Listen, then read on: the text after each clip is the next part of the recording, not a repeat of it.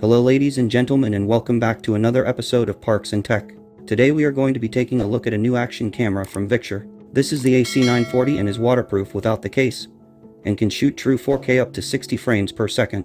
At the time of this filming you can get this camera on Amazon for $120, and there is a current $40 off coupon. A huge thank you to Victure for sending this out for my unbiased review. Let's take a quick look at the packaging. It is a pretty simple box with a nice graphic on the front. True 4K and built-in Wi-Fi. Nothing on the bottom. A C940 on the side. Nothing on the top. Action camera on the other side.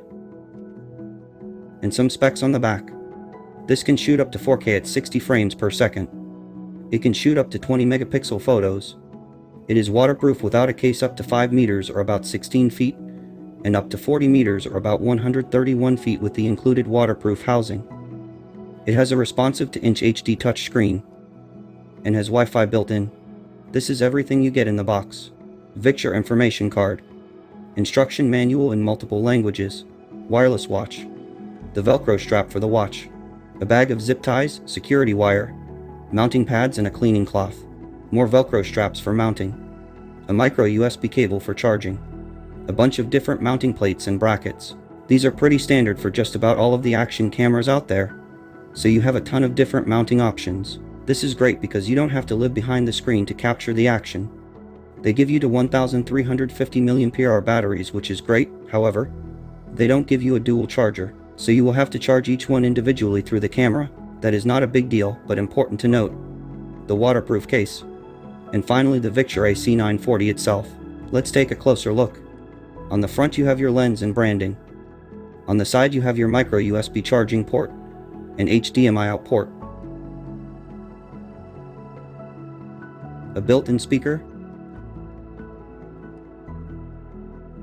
On the back is the 2-inch touchscreen.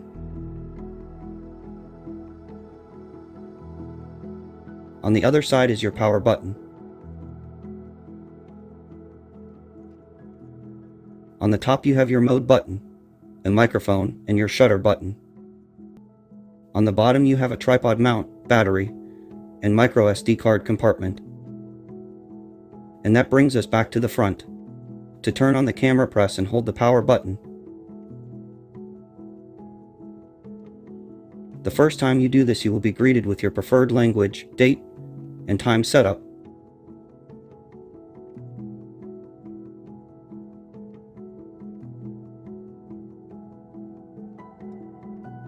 For this review I will be using this 128 gig micro SD card. Make sure your camera is turned off and open the bottom compartment.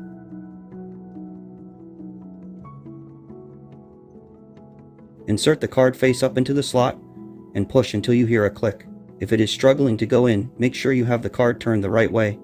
Once this is done, turn back on the camera. Tapping normal on the bottom allows you to change from different modes as displayed here.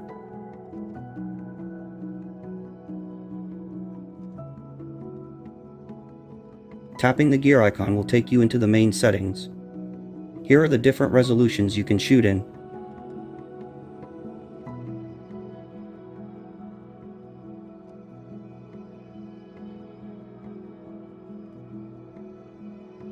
Tap the back button to go back to the main menu. You can toggle audio recording on or off. Change your EV values.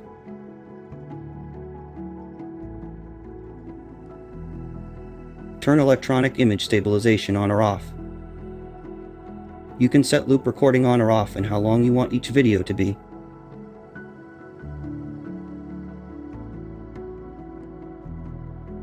Time-lapse interval settings.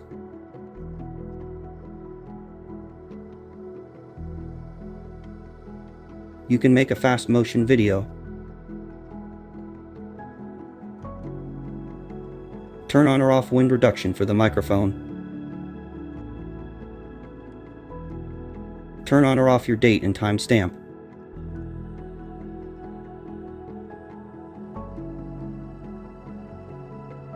And that's all the main video settings. Tap the gear icon on this screen to get into some more settings. You can switch your power frequency settings. Turn on or off the sounds within the camera menus. Change your white balance settings depending on your scene.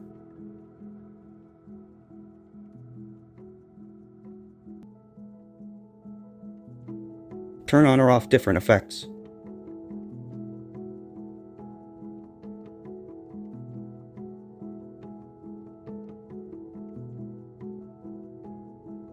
Turn on driving mode to use as a dash cam if you want. Date and time settings again. Screensaver settings. Auto power off settings.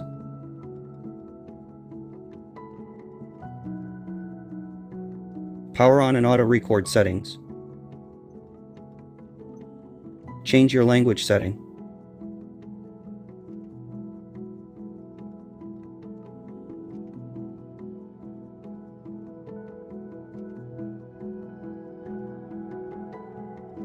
Format your SD card.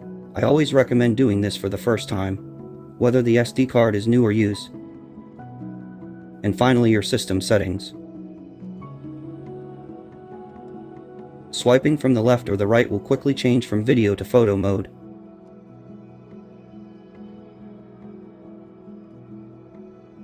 These are the different photo modes this camera offers.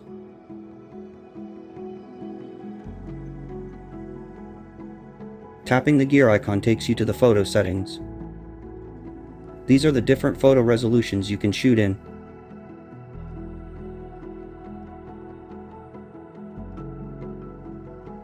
You can change your ISO settings, EV values,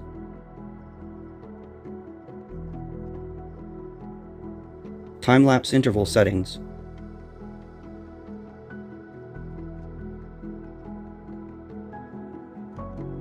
photo burst settings.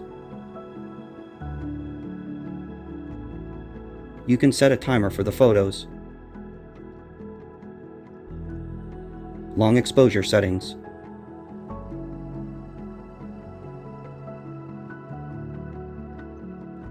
Metering settings.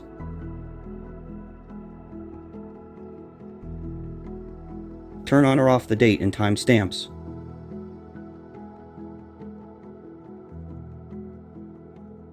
Tapping the gear icon in these settings takes you to the same settings we went over in video mode.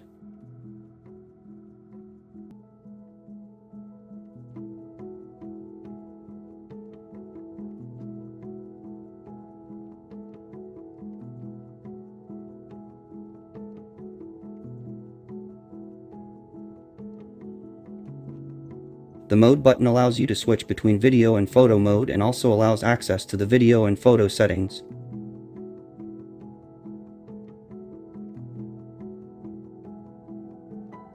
Swiping down from the top allows you to lock the touch screen or turn off the camera. This is the app you will need to download for your phone. After you install the app, turn on Wi-Fi on the camera.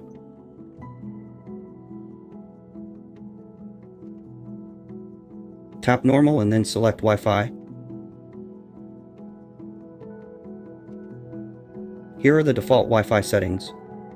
Go to the Wi-Fi settings on your phone and tap the Action Cam Wi-Fi network. Enter the default password.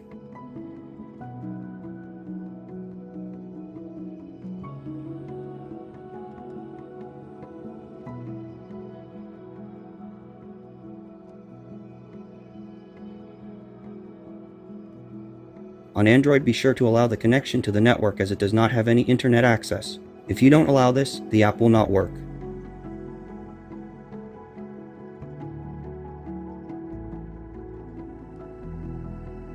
Once connected, go back to the app.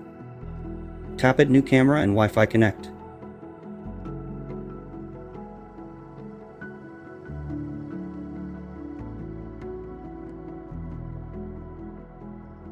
The app is easy to use and allows you to access the same settings that are in the camera menus.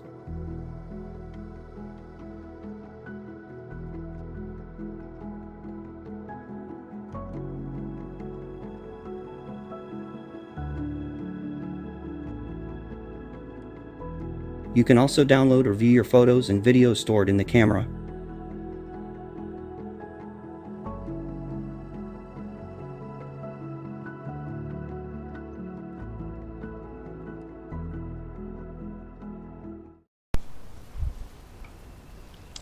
Audio test 1 2 3. Audio test 1 2 3. Filming at 4K 30. Image stabilization is on. Just walking around handheld.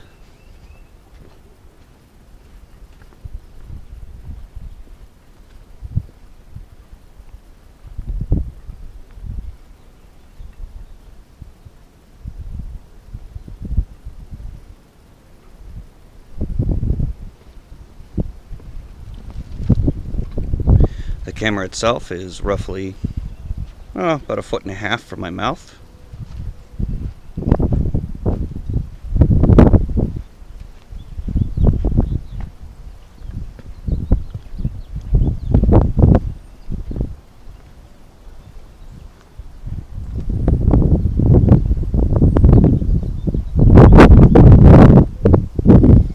There's some wind. Here's my fence of trail cameras. You can kind of get an idea of, if you've seen those videos.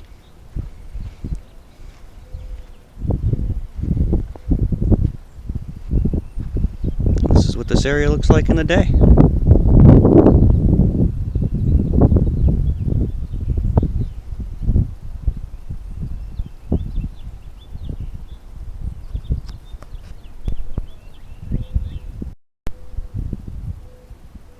Okay, so this is 4K 30, but with the electronic image stabilization turned off. That same walk, just handheld, just to kind of show you the difference there.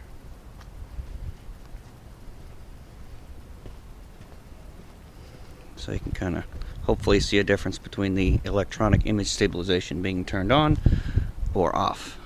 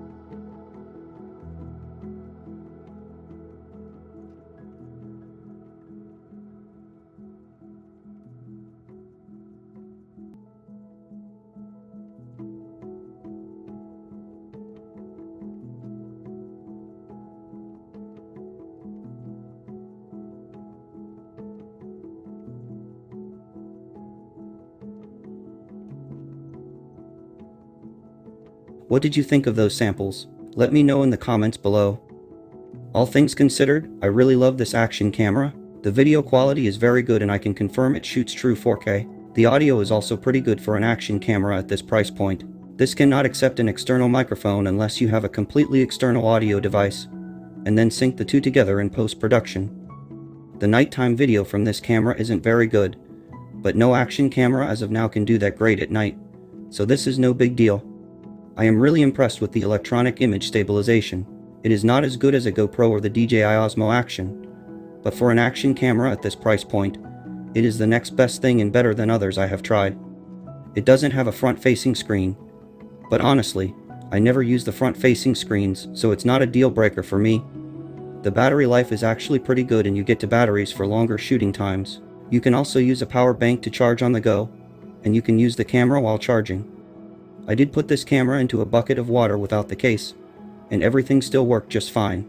I also used it in the same bucket of water with the waterproof case, and no water got inside. At the normal price of $120, this is a very nice action camera, and if you can get it on special, it is a true steal if you ask me. I can't speak highly enough of this camera for the price, not to mention all the accessories you get and dual batteries. If you want to pick this camera up, check out the link in the description below. Again, as of the date of this posting, the camera is $120, but it has a $40 off coupon, making it only $80. Let me know in the comments below if you are going to pick one of these up. I really appreciate you taking the time to watch this video. Please be sure to hit that thumbs up button, and if you haven't already, make sure you subscribe and hit that bell notification so you won't miss a day when I post a new video. Thanks again, and we will see you in the next one.